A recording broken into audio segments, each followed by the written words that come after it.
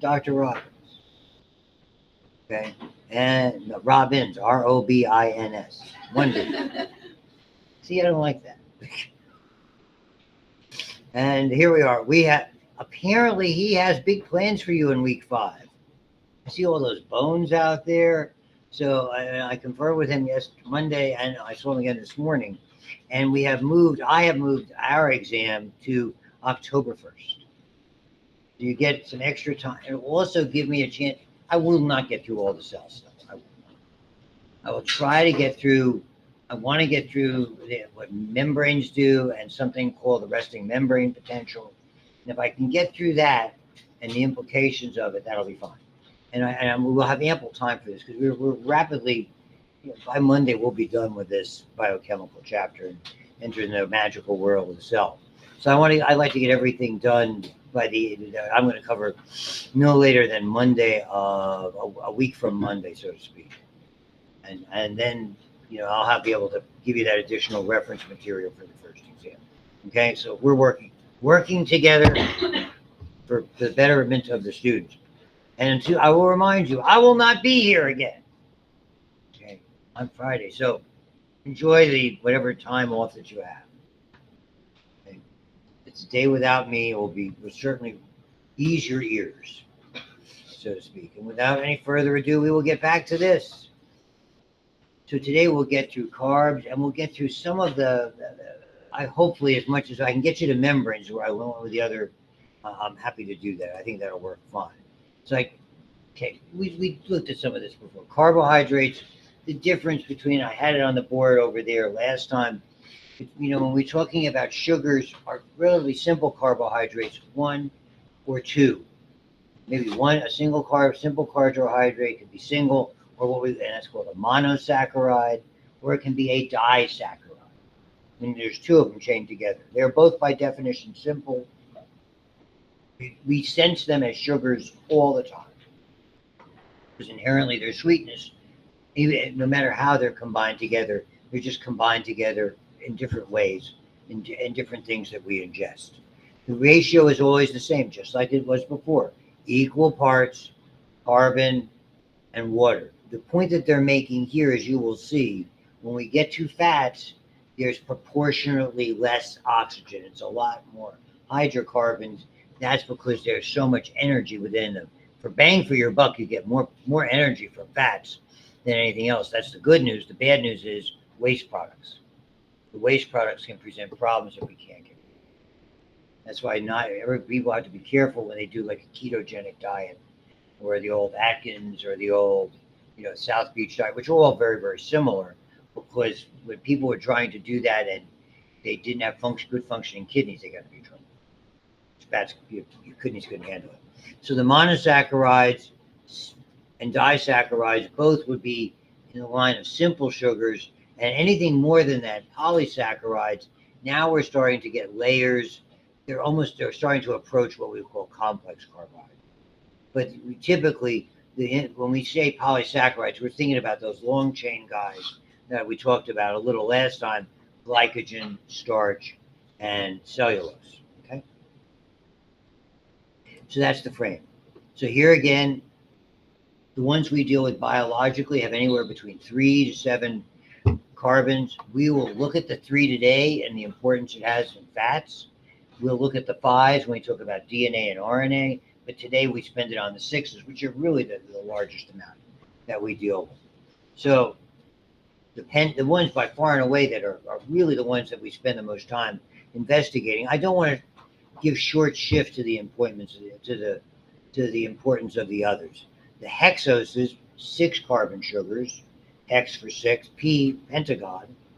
If you think of the pentagon with 5-sided figure, okay, or the building, Pentagon, second biggest office building in the world. 40,000 people work at the one outside of D.C. One of them is my son. Wonder how he doesn't get lost. He took us to walking tour there. Oh my. What about getting your steps in? And ribose and deoxyribose. So you will see them. We looked at this. Okay, these are by definition, there's a fancy term, they're called isomers. isomer, iso for same, just like isotopes involve neutrons. Isomers mean that they have basically the same chemical formula, but have different shapes. And neatly, they're, in our bodies, they're very interchangeable. Whatever one of these we absorb, and our digestive tract can only absorb the monomers. We break everything down into those monomers, and by and large, once they're absorbed, we pretty much change them all to glucose, what we utilize mostly for our energy transfer to generate. Again, we have to make a fructose for certain other subsystems, but the galactose basically all gets changed. So there, even though there's a different degree of structural variation, more on that coming in a second. And we'll deal with, and again, the only difference between DNA and RNA, because other than that, they're pretty much the same, is right here. And that accounts for all the miraculous properties of each. And the missing is there's an oxygen in that position. You will not have to know the positions. It's like they're labeled 1 through 6. You won't have to know that. If you get to chemistry class or biochemistry or organic chemistry, you learn about 1,5s and 5,3s and all that type of stuff. But those, really, those are the advanced biology things. Some of the health science majors have to take organic. Anybody know in health science? You just take Chem 1, Chem 2. So, or organic spare. He's got the nicest guy in the world, my boss, Dr. Badger. He's wonderful, but it's just inherently a difficult course for a lot of people.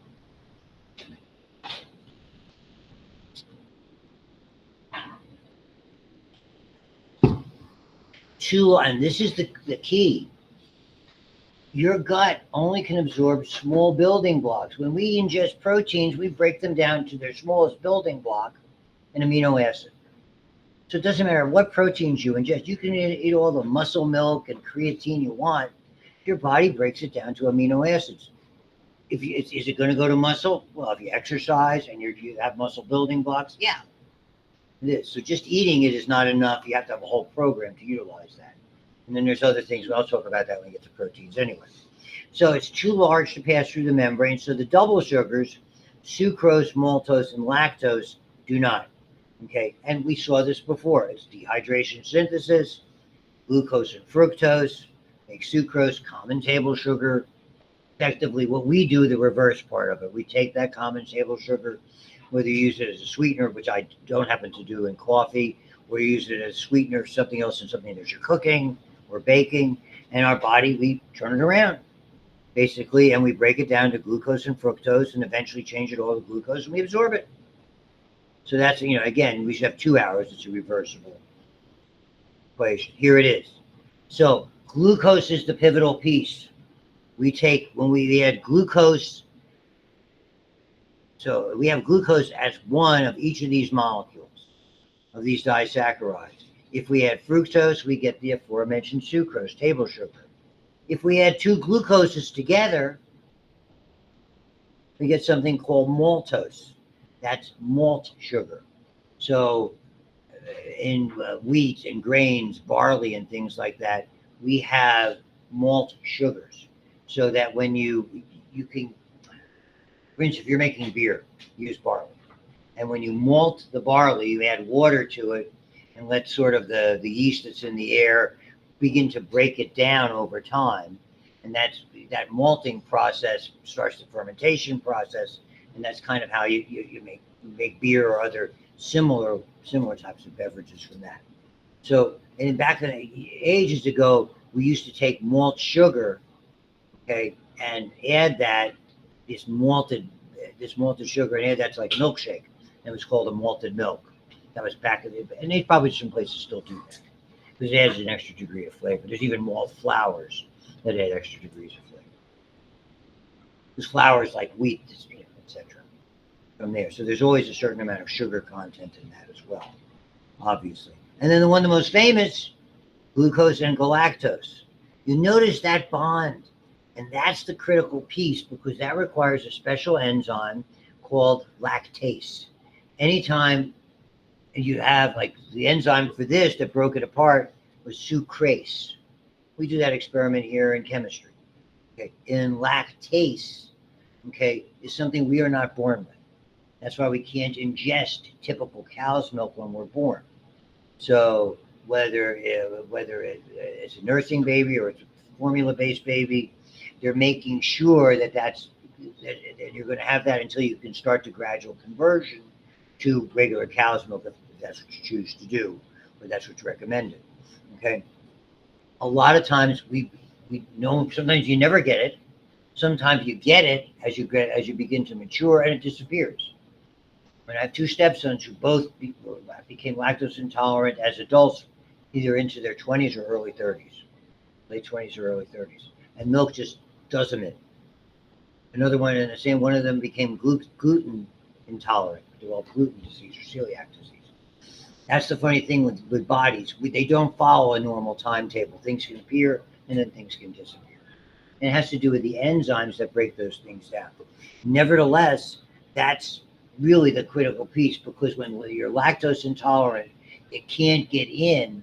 So basically it causes a little bit of havoc in your alimentary canal. There's more water that's necessary to keep it. It tends to form, the absence of that begins to form reactions that are irritating, and we typically get the the diarrhea, the bloating, all that nasty stuff that people, and sometimes boom, right away, someone's lactose intolerant. A little bit of milk, and then oh boy, it could be very, very quick. So be very careful. And these are the ones we went over before. These long chains, and these were just glucose. So the polysaccharides we have to know about are nothing more than long chains of glucose. They're just differently shaped. That's important. Dehydration synthesis, the monomer is glucose. The polysaccharides are starch, plant store. Glycogen, animals, including us, store it. So when you ingest animal products, you're going to get a certain amount of glycogen. When you ingest plant products, inevitably, some have more than others. I mean, celery has very, very little starch. It has a whole lot of what we're going to get to. Cellulose or dietary fiber. And in general, they're not very soluble, but we have the enzymes to break those down to their component parts. And so this is why we have it. We have enzymes that can break apart that linkage. You don't have to know it. You don't have to remember it was an enzyme that broke it down. That's what makes it, they're called branched polysaccharides. And we can handle that because of the way they branch out and link together. Cellulose, when we can't break down, it's still made of glucose, we call it dietary fiber. It's still valuable in our diet, but the way it is, it's like long chains that are cross-linked. And that cross-linking, if you remember, when we look at bonds, have a similar bond to that you don't have to know about, but we can't break it down. And there's different types. If you didn't know that, there are two different types, typically, that are better. We have what's called the dietary fiber. We have ones that is insoluble, meaning will not go into the order of milieu that's in our alimentary canal, and they're soluble. They both perform a very valuable role in digestion. This affords bulk. So that basically, that bulk will basically make it easy, make it facilitate bowel movements and things like that. So having a certain amount of dietary fiber is important. A lot of times people, particularly if they get older, take supplements and things like that. And if you're going to go into healthcare, you're going to see it. You deal with the elderly all the time. That's insoluble fiber. Can't use it if we have a role where it's really important. The soluble one is neat because it does something called adsorption. When something absorbs, the term we usually, they kind of come up. Adsorption is different. Something adsorbs as it's basically, as it's passing through the alimentary canal, it can pick up, sort of like a bus, pick up passengers. Very much how it works. One things that attach to it as it's being expelled is all fiber is, and a lot of fats, including unwanted cholesterol, along with it, so soluble dietary fiber is a good diet. So that's where they all come into. So thankfully, biologically, internally, we have a use for it. That's the importance of it, and it has to do with balance. And the other thing about those, when we talk about isomers, these isomers have identical chemical formula, and they're structurally interchangeable because we can flip-flop them. Historically, and my wife and I were talking about last night, that's the frame. That's why I usually present it. It has to do with a chemical that never made it to this country, which was horrible version of thalidomide in the late 50s and early 60s. Are you familiar with that name? Not just I didn't know the listeners. You are? But you remember, you have an idea without putting out the spot. Like, yeah, I mean, you had, bless you. It's almost like you had an arm started and a hand. And arms that didn't form legs, particularly upper extremity. Thalidomide, they didn't hit this country because the FDA, our discussion, my wife and I in the car, we were shopping yesterday, was the stuff that the FDA has helped us with and stuff they closed. Stuff they've approved that wasn't good and stuff that they encountered with stuff that they didn't pass that really helped us. That was one of them. Quaaludes was another, which is a sleeping pill, highly addictive. The reason is thalidomide is great. It was put together first it was out in Switzerland and then a German company, pharmaceutical company, was secret sauce. Everybody looks for it. Something for morning sickness. My mom's day and age, what they would do, they drink wine. My mom's smoked 3 packs of cigarettes a day. They didn't understand what we understand today about potential of anything. So much fragrance, that can be a God. But they all suffer from morning sickness. And this was developed for that. Understand that most chemicals have 2 forms, a right and a left-handed form. In other words, if you take that chemical and you dissolve it, there's a kind of light that you can shine, and some of it will bend to one side and some of it will bend to the other side. It's a mixture. The frame I was talking about is glucose. Glucose is made of a combination of 2 sugars. One we can use, dextrose. We often use the terms glucose and dextrose interchangeably. The other is called levulose. You cannot metabolize levulose, so it's used a lot in artificial sweeteners. But you can't break it down, you're going to count. Splendor of that. A lot of different artificial sweeteners.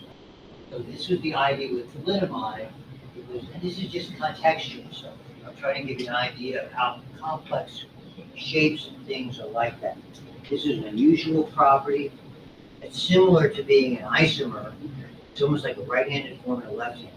Dextrose rotates to the right, and it's named levulose to the left. We still use thalidomide today. No one would ever use it for pregnant. But what they did was they were able to separate it, and it's used a lot in cancer patients who are undergoing chemotherapy and radiation therapy because the nausea is horrible. You didn't know that. Just absolutely horrible. So that's part of, just to give you some context why we learn this stuff. But that's really about it when it comes to carbs. It's fairly straightforward. It's a relatively easy unit. The hard part for you is remembering the 3 glucose, fructose, galactose, and then the 3 disaccharides. And then the 3 things that we use, glycogen, starch, and cellulose. That's it. Those 9 names and the stuff that they do to memorize. Yes, there'll be questions on the test. I'm giving it away. Didn't tell the other groups I went there. Don't say, I do not. It's like asking which child do you like better. I could tell them. Lou, don't say that stuff. They're going to repeat this. Nevertheless, fats. Now we're going to use one of those 3 carbon sugars. Okay? difference, the family name is lipids. The difference is very simple. At room temperature, okay, fats are solid. They're lipids that are solid at room temperature. That is a fact. They come from animals, to simplify, from animal products, butter. Okay. And by the way, I'm going to make sure I'm not giving cholesterol a bad rap. Cholesterol is important stuff. We're going to learn about that shortly. Okay, maybe not today, but that's a big player. I said, I didn't come here to bury cholesterol. I come to praise it. And the same is true of butter. Butter tastes good.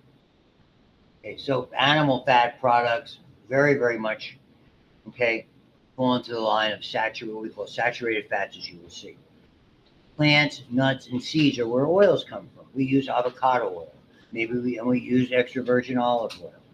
Maybe you use something different. You use grapeseed oil. You use other walnut oil, different things like that. Sesame oil, which is very strong. It's almost used as a condiment when you do Asian cuisine. Because if you cook up, it takes over. Ooh, like that. So that's the difference between fats and oils. They're composed of what are called long-chain fatty acids that are very linear. Understand molecularly, even though we draw the bonds, as you will see, sort of zigzaggy, they're linear. And they're a glycerol, which is called a sugar alcohol. You will see. When you have a lot of OH groups, particularly aligned in one or in certain directions, they become alcohols. And sugars are really, and sugar alcohols are still in the family of carbohydrates. When you get into food science, there's a lot of nuances between them. The one that we use is the 3-carbon. Remember, we looked at, those were all 6 carbons, the glucose and the galactose, all that deal. But the 3-carbon one's called glycerol. And that OL suffix suggests strongly that it's a sugar alcohol.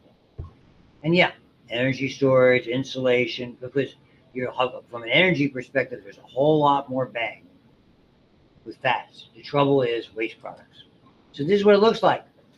So thankfully, I don't have to draw it. Long chain means there's anywhere from 8 to 20 of these carbons. It's linear molecular.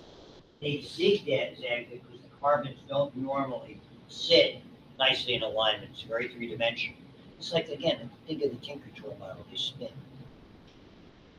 And up here you have glycerol, 3 carbons, and notice the prominent OH groups, molecularly speaking, in close proximity. What that means is you have a combination of effectively an alcohol and an acid. What made it an acid, you take that long chain, and at the end has what we call a carboxyl chemistry. Saving your chemistry. I got you covered. Carboxyl group is something we find those in what we call organic acids. And the magic comes, why is it an acid? Because that formation there, the C double bond O with the O, okay, is relatively stable and doesn't mind giving up its hydrogen. That hydrogen will take it. Put it in water, that hydrogen takes it off. That's what makes it an acid. When you mix those two together, as you see, it's able to effectively give off, it doesn't matter whether it's the H or the OH, it doesn't matter at all.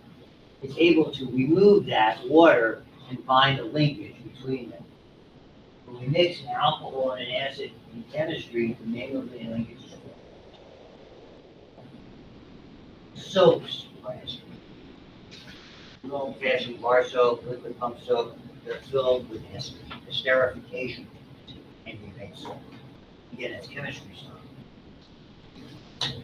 But when we talk about it, we use the suffix IDE in chemistry. That tells us it's an ester linkage. That's what we have those in long-chain fatty acids. In fact, we have 3 of them. And what that makes that molecule and why it becomes a fat, checking your tongue, why it becomes a fat, where's my eraser? Definition of a slob, someone who doesn't use tissues, paper towel in their pocket. The dog this morning, I let him out, puked. I have no idea what he got into. When a 74-pound dog pukes, it's a major cleanup.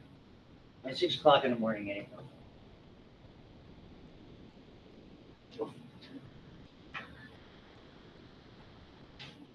Nevertheless, it looks like this.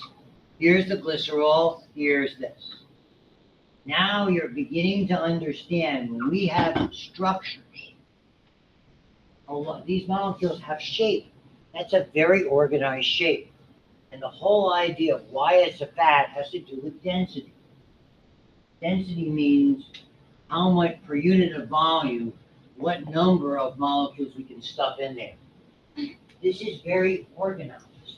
We can take a box, so to speak, a molecular box, and stick a whole bunch of those. I use this analogy. Doesn't make like in the old days, going to college, everybody was walking with boxes that were filled with books and records. They were ridiculously heavy because you could pack so many of them in there. Records, vinyl, round things, play music. You can buy a plug-in with a USB port into your computer and play. That's great.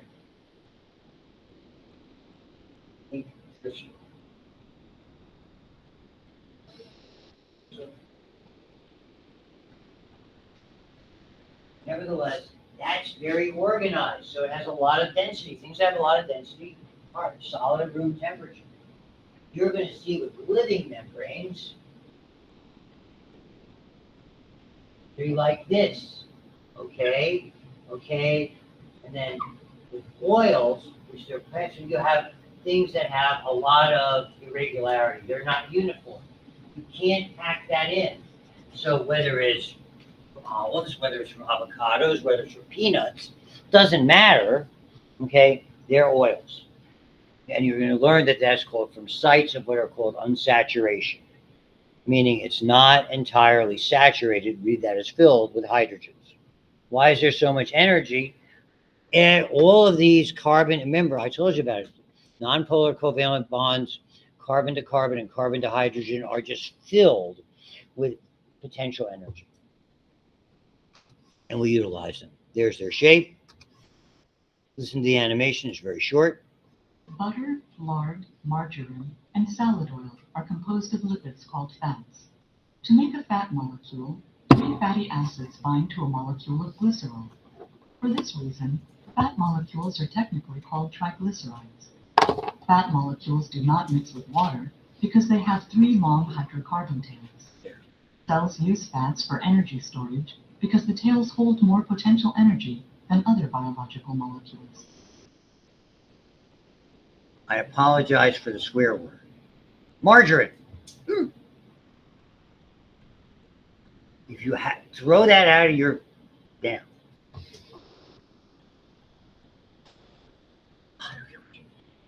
So triglycerides are destructive of saturated fatty acids. They're linked via single covalent bonds that creates the linear shape. Very solid at room temperature, all sorts of them. So we understand in modern nutrition, I don't mean this to be a nutrition course. We all of us in the biology, the science faculty know a lot about nutrition. We all at one time or another have taught nutrition courses. It's mandatory now that from nursing particularly, that you have to have a registered nutritionist teach those classes. That's in order for them to maintain certification. Understand it. We all have it. Everybody has an interest in it. Okay, that are there. That normally they'll recommend a mixture of basically saturated fats and what are called mono unsaturated fats. Saturated here, again, linear molecules, no sites of unsaturation. Saturated means maximum number of hydrogens in the place. Unsaturated, and we use a mixture. So I very often will use, not me, I watch my favorite French chef, not named Julia Child, Jacques Pepin, who's 90 years old. And whenever he puts olive oil in, he adds a pat of butter for flavor. The butter doesn't burn as quickly. It's a beautiful mixture. And nutritionally speaking, that's a relatively good mixture because we need both fats and unsaturated fats. So one or more carbons are linked by a double bond. That creates, it's just like the Tinker Toys. You don't have something that pivots 360. You have those like little double spring things, and it can only move a little bit. That creates the irregularity in the structure. where you get these bends. And they're problematic. You can't pack them as closely, and therefore they become at room temperature. It doesn't make them bad for you. A lot of nutritionists will say just exist on monounsaturated fats like extra virgin olive oil. And they'll use that excessive. I mean, you go to southern Italy, that's all they use for cooking.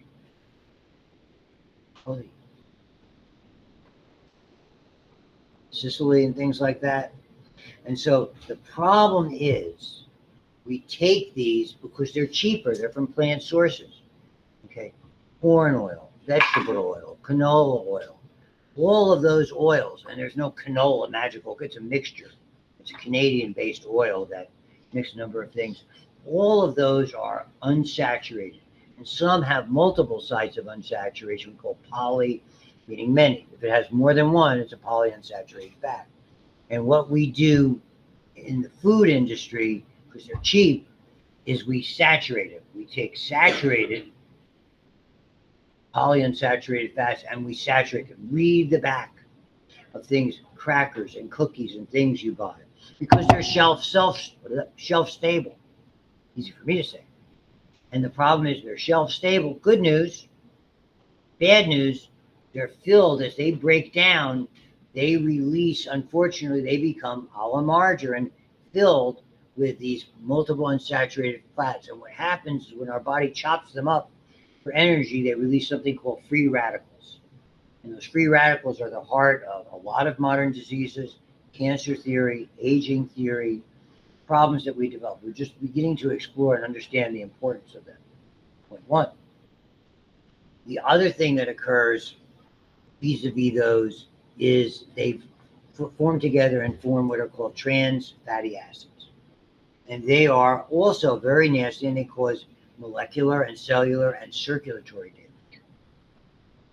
So I'm not telling you, I mean, we all eat, you go out, you have no idea what they're using, things like that. I mean, it's all about a matter of degree. If you do something excessively, it's bad for you. So you be aware of what you're consuming. It's the way I would describe it to anybody. And we became more aware. I mean, told the other group, good news. We went to Sam's last night and we got one of those big things of salmon. Oh, there's muffin. Okay. Omega-3 is great for you. And then we go over to the bakery and they had little 6-packs of 3 different kinds of muffins, which are just all sugar. And we looked at it and said, we shouldn't do this. So we only bought 2 different packs.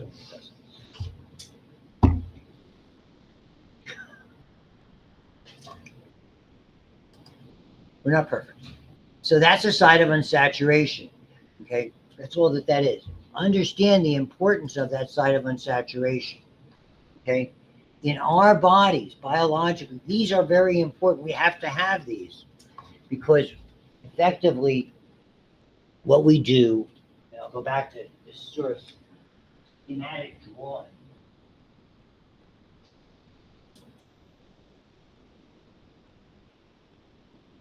And demonstrate to you here.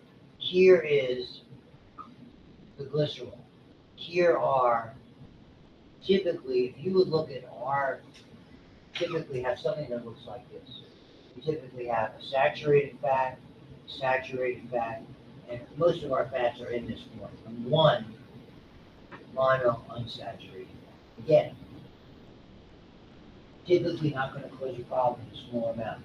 What we do is we effectively lop off one of these and attach to it, it's called a phosphate, PO4, the negative charge, a phosphate unit. So we remove one saturated fat and add that. That's negatively charged. That's water soluble. Even despite the side of unsaturation, this is still highly fat or lipid side. Molecularly, it does this. This moves away. So we get this kind of structure. Linear and maybe one with a subtle amount of bend to it. That's called a phospholipid. A phospholipid is a critical piece to understand. It is the foundation of modern membranes. It's a modified triglyceride with glycerol and 2 fatty acids remain, but one has been replaced by this phosphorus group. Because of that, we have a water-soluble head in the first, and a fat-soluble. By definition, the head is hydrophilic. It loves water. It's attracted to water. Again, things, fats or different phospholipids or other kinds of fats don't bond to one another. They just are normally, it's just a natural property that they have. They tend to come together. You don't have to ask them to form. They'll form themselves. Again, think of the gravy and the turkey, Thanksgiving. Put it in a jar, let it start to cool off, put it in the fridge, your fat's going to rise to the top. It's going to all come together. How fatty it is, how much animal fat, how soft.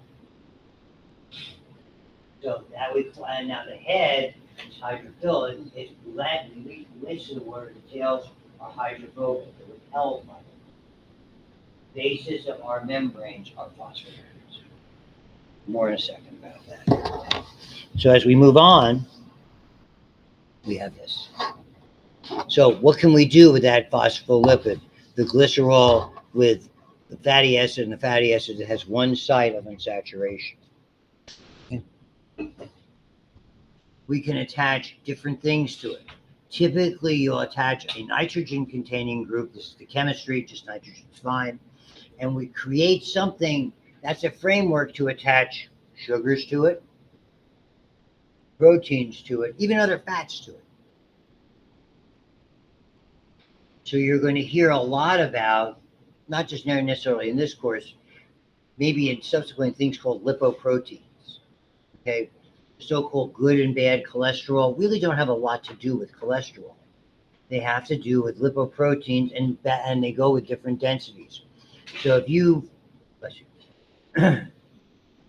if you go out and have a big boat full of French fries, food moment. Okay, you want to do the Kennywood thing with the cheese and the gravy? It's okay by me.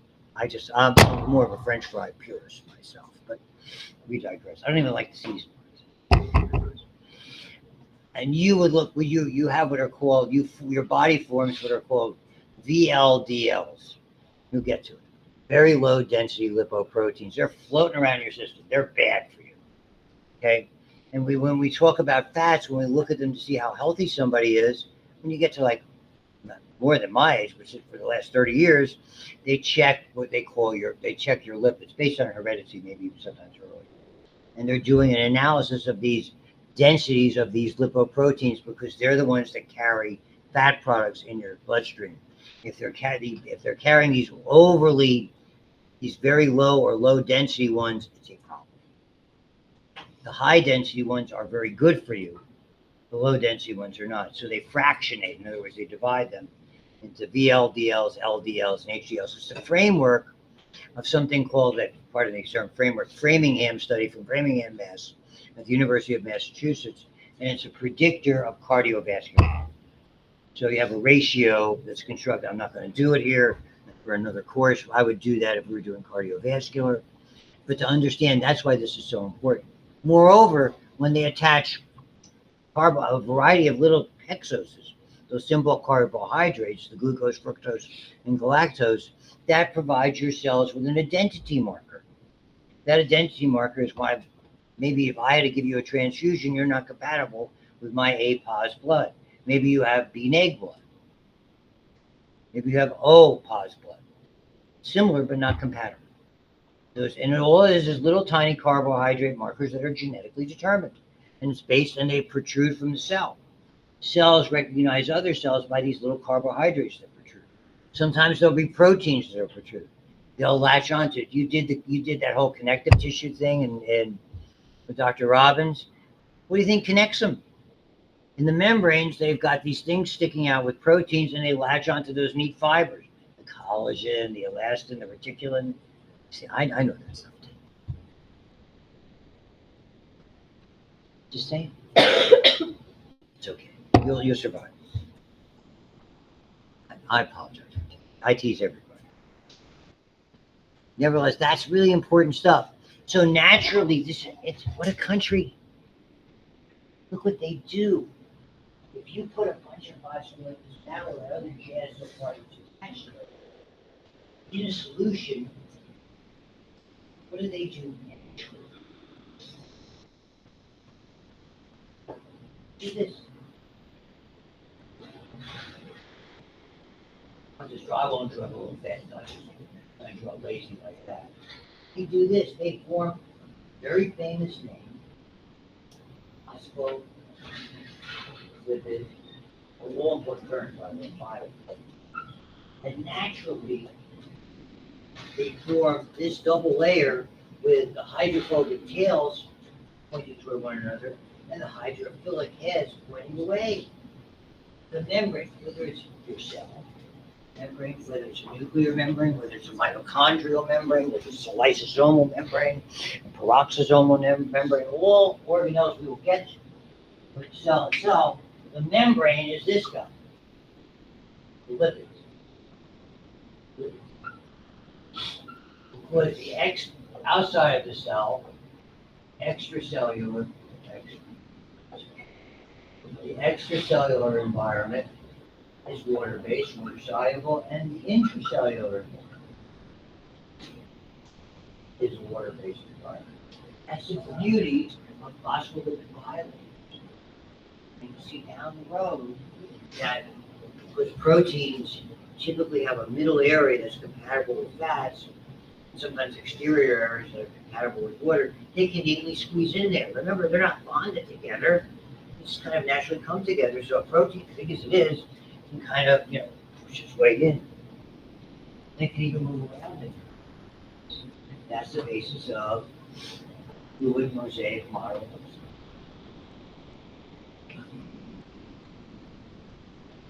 Where did I get this energy today? I don't know. Because I know I'm not coming in here. It's okay. Anniversaries. For someone my age, it would be a larger number, but we each were married to somebody else for more than 30 years. Well, my son and daughter-in-law with the cute little kids I was showing you with the football game, they were married 2 days later. We didn't mean to upstage them, but there was a special in San Diego on marriages. And so we went there. We were going to get married anyway. And my son says, go down to City Hall in San Diego, which is right on the bay. We go. The clerk said, "Oh, do you hear we have all the documents? I don't really need them. You sign the paper that you're both properly divorced." And the clerk says, "Would you like to have this inside or outside?" My wife goes, "Outside." Beautiful day, outside overlooking the bay. So we didn't upstage the thing. Destination wedding. See, I don't want to bury cholesterol. So that's the biological membrane. This is really interesting stuff. Why is cholesterol? We got rid of the bad cholesterol. Mostly you're getting rid of some of that stuff that's particles that are laden with cholesterol that are surrounded by fats that are problematic. That's what the soluble fibers do. We use cholesterol to make membranes. Without cholesterol, our membranes are inherently unstable. Cholesterol is the basis. Estrogen, progesterone, testosterone. They're almost identical molecules. They come from cholesterol. We can make cholesterol in our bodies by a complex chemical pathway, which I certainly will not go into. That's what our biochemistry students learn about. Cholesterol is also the foundation of a variety of different hormones that we use, that you'll learn about. They come from what's called the adrenal cortex. Cortisone would be an example of one of them, a cortisone-like substance. If you ever had to take a dose pack for an allergic reaction or poison ivy, or know somebody who did, that's a derivative of cortisone. That all comes from cholesterol, naturally. Okay, 4 interlocking rings. And this is why cholesterol, so even cholesterol in and of itself stabilizes membranes so they can open and close and change shape. That's the beauty of them. made by the liver, but also found in a variety of animal products, or you can get them from other sources.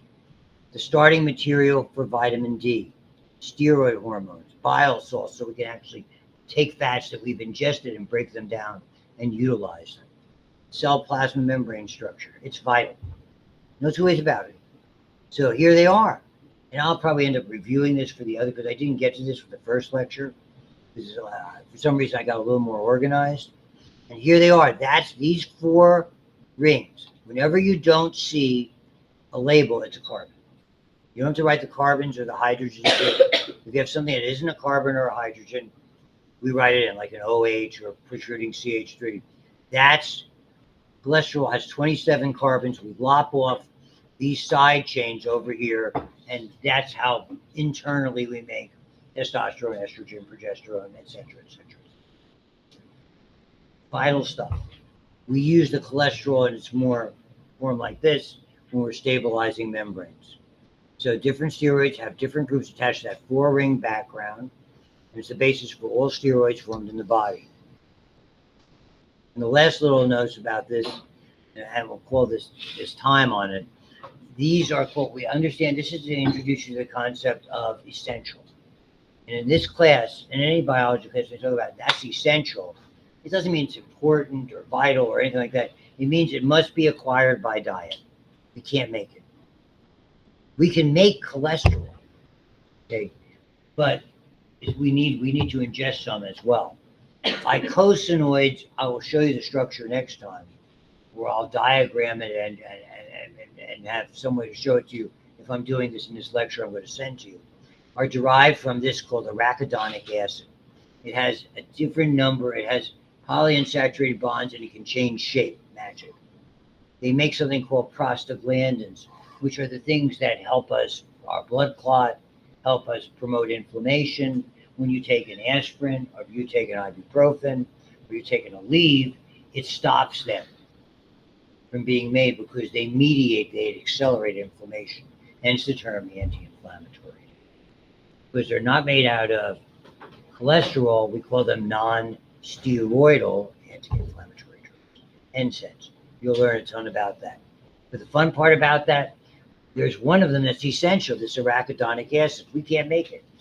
We have to acquire it through your diet. Most of the time, you'll get it through what you eat. You know where there's a lot of it? I love this. Peanut butter. I mean, peanut butter. When I'm eating a bunch of that, my wife goes, "You're eating more peanut butter." I said, "Arachidonic acid." And she throws stuff at me. And I'll leave you with that. See you guys Monday. Have fun. Be nice. Be kind. Behave. Be yourselves. All right.